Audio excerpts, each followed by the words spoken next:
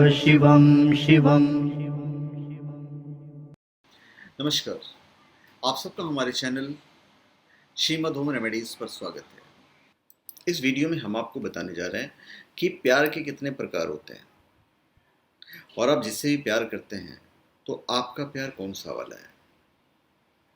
तो इस हम पूरा डिटेल में आपको बताने जा रहे हैं कि प्यार की परिभाषा क्या है, प्यार कितने प्रकार के होते हैं और आपका जो प्यार है वो कौन सा वाला है।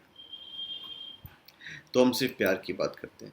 देखिए, प्यार का अर्थ है कि प्यार वो भावना है जो किसी व्यक्ति, वस्तु, स्थान, जीवों और अपने ईश्वर के लिए निस्वार्थ पैदा होती है।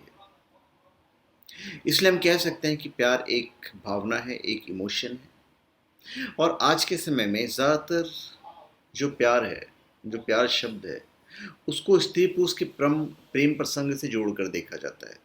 लेकिन असल बात तो है कि प्यार कभी भी किसी से भी, दुनिया में पाई जाने वाली किसी वस्तु से हो सकती है, चाहे वो सजीव हो या निर्जीव हो। पर इस वीडियो में हम सजीव की ही बात करेंगे। तो प्रेम वो शब्द है जिसकी व्याख्या असंभव है, पर इसमें जीवन छुपा है, जीने की चाह छुपी है। कभी डर तो कभी निडरता छुपी हुई है, तो कभी प्रेम तो कभी घृणा छुपी हुई है। तो प्रेम को समझते समझते जिंदगी को समझने की, अपने आप को समझने की कला छुपी हुई है। तो प्रेम वो सत्य है जो सब कुछ असत्य होने का परिचय देता है। प्रेम वो है जो अपनी खूबियों पर चहकने का मौका देता है और अपनी कमियों पर रुसवा भी करवाता है। तो प्रेम वह सत्य है जो कहीं ना कहीं ईश्वर से भी हमारा परिचय करवाता है। तो प्रेम के बिना जीवन बेकार है। हम यहाँ पे 3 तरह की प्रेम की बात करेंगे: कंडीशनल लव, अनकंडीशनल लव और आध्यात्मिक लव। वैसे प्यार बहुत तरह के होते हैं।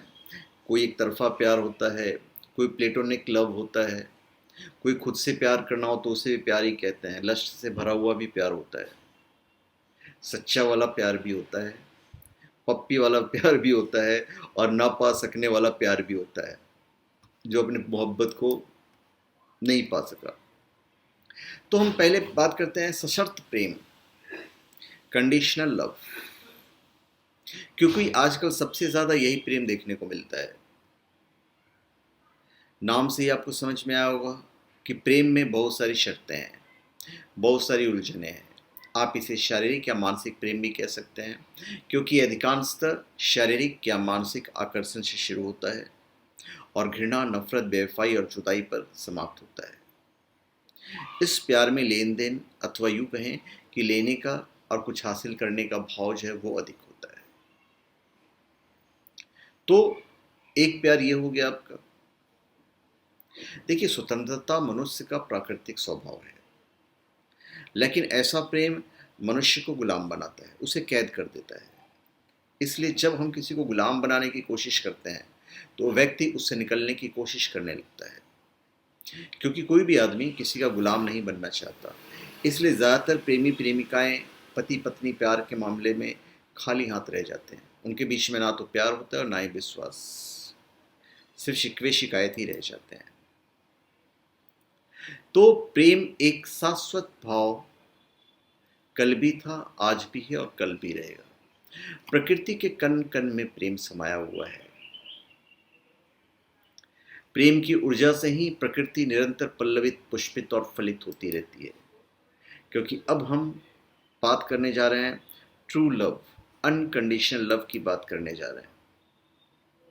प्रेम की ऊर्जा से ही प्रकृति निरंतर पल्लवित और पुष्पित होती है और युगों से चली आ रही प्रेम कहानियां आज भी बदस्तूर जारी है।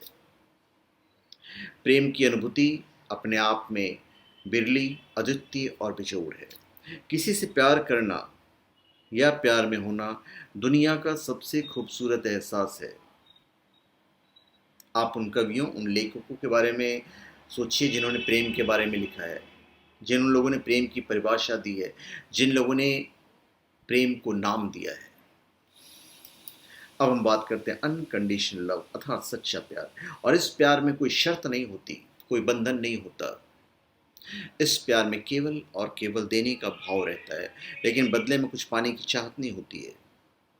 इस प्यार में त्याग होता है, समर्पण होता है। यह प्यार हृदय की अनंत गहराइयों में जन्म लेता है। यह प्यार कुछ हासिल करने का नाम नहीं बल्कि कुछ खोने का नाम होता है। यह प्यार लेने का नाम नहीं बल्कि देने का नाम है। कोई शर्त नहीं, कोई गुलामी नहीं, स्वतंत्रता ही स्वतंत्रता। क्योंकि यह प्रेम प्रेमी को सारे बंधन से मुक्त कर देता है। तो इस प्रेम में प्रेमी ये नहीं कहता कि तो तुम सिर्फ मेरी हो, मेरे अलावा और किसी की नहीं हो सकती। उसे इस बात की परवाह नहीं होती कि उसका प्रेमी उससे प्रेम करता है या नहीं। उसे इस बात की चिंता नहीं रहती कि उसका प्रेमी किसी और का ना हो जाए। वो ये नहीं कहता कि तुम मेरे अतिरिक्त किसी और की तरफ मत देखना, नहीं कहेगा ऐसा। वह अपने प्यार में अपना सर्वस्व लुटा देना चाहता है। राधा कृष्ण, मीरा, शबरी का प्रेम भी इसी कैटेगरी में आता है। इसी कैटेगरी में माँ बाप, भाई बहन, सच्ची मित्रता का प्रेम भी आता है। जब एक मित्र दूसरे मित्र से कहता है कि तू चिंता मत कर, मैं हूं ना, तो फिर वो प्रेम है। तो प्रेम का अर्थ जो है वो बड़ा ही व्यापक है। प्रेम तो हृदय का विषय है। जितना प्रेम चाहो तुम कर सकते हो, अगर तुमने दिल से प्रेम किया है तब। प्रेम कोई समझौता नहीं है, प्रेम कोई प्रतिबंध नहीं है। प्रेम तो एक बहाव है जो दिल से निकल कर बहता है। प्रेम एक ऐसी नदी है जो कभी समाप्त नहीं होता। अब हम बात करते हैं स्पिरिचुअल लव, तीसरा प्रेम, आध्यात्मिक प्रेम। और यह प्रेम का सर्वोच्च शिखर है। यह प्रेम की सबसे शुद्धतम दशा है। और ऐसा प्रेम तब उत्पन्न होता है जब प्रेम करुणा बन जाता है। और इस प्रेम को परमात्मा का नाम दिया गया है। इसी प्रेम के बारे में ओशो कहते हैं कि बीइंग इन लव यानी कि प्रेम ही हो जाना। यह प्रेम किसी के लिए नहीं होता। यह प्रेम समस्त अस्तित्व के प्रति होता है। समस्त अस्तित्व, जिसे आप दिव्य प्रेम कह सकते हो। क्या कहोगे आप? दिव्य प्रेम। देखिए, सांसारिक प्रेम जो है वो सागर के जैसा है, परंतु सागर की भी सतह होती है। दिव्य प्रेम आकाश के जैसा है जिसकी कोई सीमा नहीं है। सागर की सतह से आकाश की ओर की ऊंची उड़ान को आप भरें तो प्राचीन प्रेम इन सभी संबंधों से परे हैं। और इसमें सभी संबंध सम्मिलित होते हैं। आध्यात्मिक प्रेम की बात कर रहे हैं। ऐसा प्रेम प्रकृति में देखने को मिलता है, जैसे पेड़ पौधे बिना किसी भेदभाव के, बिना किसी अपेक्षा के सबको फूल देते हैं, फल देते हैं, छांव देते हैं। सूरज खुद जलकर सारे जगत को रोशन करता है। पानी बिना भेदभाव के सबकी प्यास बुझाता है। तो प्रेम की इस स्थिति तक पहुंचने के लिए मनुष्य की आत्मा शुद्ध और विशाल होनी चाहिए, क्योंकि साक्षात प्रेम होने के लिए स्वयं को मिटाना पड़ता है। अपने भीतर से स्वार्थ और अहंकार को मिटाना पड़ता है। ऐसे प्रेम को उपलब्ध होने के लिए मनुष्य को त्याग और समर्पण सीखना होता है। माता सीता और भगवान राम की कहानी तो चर्चा ही रहे, मगर धार्मिक ग्रंथों में सिर्फ उनके त्याग की चर्चा होती है। तो मेरे लिए तो निस्वार्थ प्यार की प्रतिमूर्ति है। सीता के मन में कभी कोई शिकायत या राम को लेकर कोई उलझन थी ही नहीं। जीवन ने जो भी दिया माता सीता ने उस हर से स्वीकार किया। तो निश्चित रूप से इस जमाने में राम की इसलिए आलोचना होती है कि उन्होंने सीता के साथ न्याय नहीं किया। मगर जहाँ तक माता सीता का सवाल है तो उनके प्यार में किसी तरह का कोई आशा या शिकायत नहीं है और ना ही कोई शर्त है। फिर राधा ने इसे एक और अलग अर्थ दिया। समाज के बंधन तोड़े, उम्र के बंधन तोड़े, और प्यार न सिर्फ शारीरिक सुख से अलग किया वर्ण प्यार की एक नई परिभाषा लिखी कि हर हालत में प्रियतम का कल्याण। मीरा का प्यार तो और भी अद्भुत था।